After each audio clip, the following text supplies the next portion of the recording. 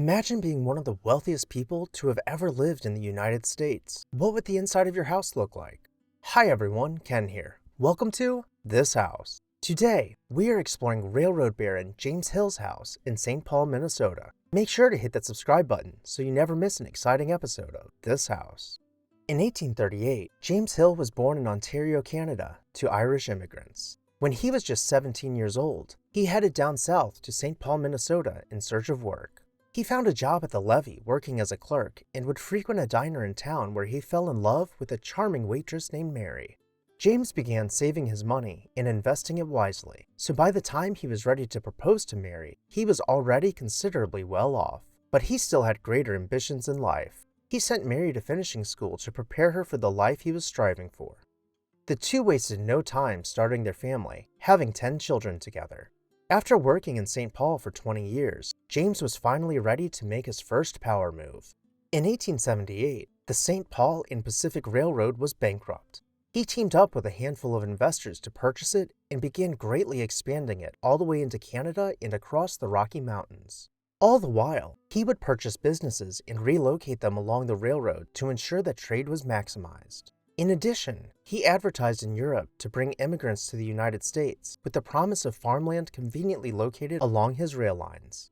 Within 12 years, the company reformed as the Great Northern Railway. He began purchasing all the smaller railways around before joining forces with J.P. Morgan in 1901 to purchase the Northern Pacific Railroad. This merger set off alarm bells in the political arena, and almost immediately, they were prosecuted for violating antitrust laws, as they now had a monopoly on the entire Northwest. While all of this was going on, James had made himself the fortune he and Mary used to dream about in the diner, and now he could give her the life he had promised. Together, they began planning their dream house on St. Paul's prominent Summit Avenue. They hired East Coast architects, Peabody, Stearns & Ferber, to design for them a 36,500 square foot Richardsonian Romanesque mansion. Across its 5 floors, it would boast electric lights, central heating, and plumbing for 13 bathrooms. James managed the construction of his house as ruthlessly as his business, firing the architects and throwing away designs for stained glass windows by Louis Comfort Tiffany. After the construction of the house, landscaping, and furnishings, the grand total came to around $931,000, or the modern-day equivalent of nearly $33 million. The house was situated with commanding views of both the Mississippi River and St. Paul. In this photo, you can see the Cathedral of St. Paul peeking out behind the house. This is the same cathedral that replaced the Norman Wolford Kitson Mansion, which we recently featured in our community post. Going inside the house, you would pass through an elaborately carved door as you made your way through the entry hall. This would bring you to the Great Hall, measuring 88 feet long, with incremental pilasters adorned with ornate relief work.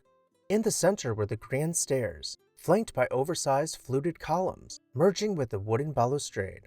The bifurcated staircase was hand-carved by an artist who was paid $1 per hour for his work, or the modern-day equivalent of about $35 per hour. Its newel posts were engraved with floral patterns, with the handrail seamlessly curving and rounding out at each landing, all set against a wall of windows to allow light to gloriously flood through, illuminating the intricate detailing of the woodwork. Set to the right side of the staircase was a floor-to-ceiling fireplace adorned with floral relief work. Here we can see the level of craftsmanship in not just the mantel, but also in the pilasters and surrounding millwork. A pipe organ was worked into the house, with over 1,000 handmade bellows stretching 3 stories below a skylit art gallery. James had iron bars installed on the doors and windows surrounding this room to protect his prized art collection. The dining room stretched below a coffered ceiling, with enough seating for every member of the family. Guests would have been left in awe by the electric lighting, which was rare for the time, illuminating not just the chandelier, but the wall sconces as well. In this photo, we can see the intricate millwork continued not only in the door surrounds, but in the curving built-in display cabinets softening the room's corners. The breakfast room, though equally as ornate, was a more comfortable space for more intimate meals.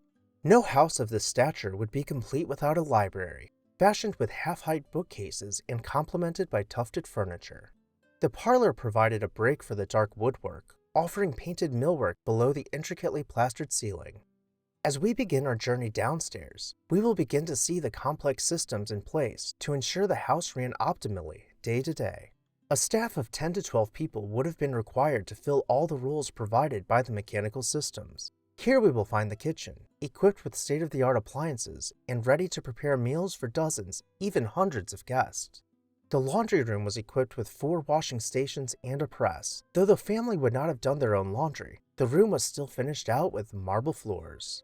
The drying room continued, with places to hang clothes to dry, as well as early drying machines which pulled out from the wall. The boiler room was neatly managed, with pipes that almost appear decorative running along the walls in neat and orderly rows. Dropping down below the landing, we can see the boilers bricked in. This truly gives us a sense of the scale on which the house was run. James and Mary spent the rest of their lives in this house, watching their children grow and get married in the drawing room. The family stayed close even after the children started their own lives, with many of them purchasing homes on the same street. By 1921, both James and Mary had passed away.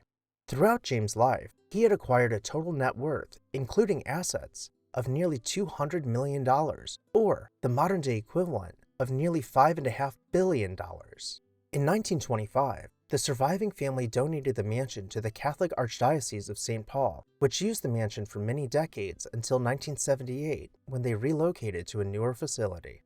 All the while, the church had not made many changes to the mansion, with no major renovations. The house had been fitted with all the technology needed to carry it into the next century, aside from electric outlets.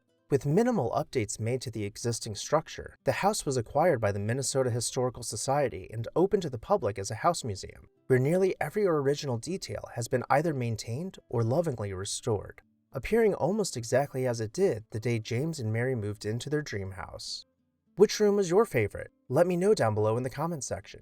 And while you're there, make sure to hit that subscribe button so you never miss an exciting episode of This House.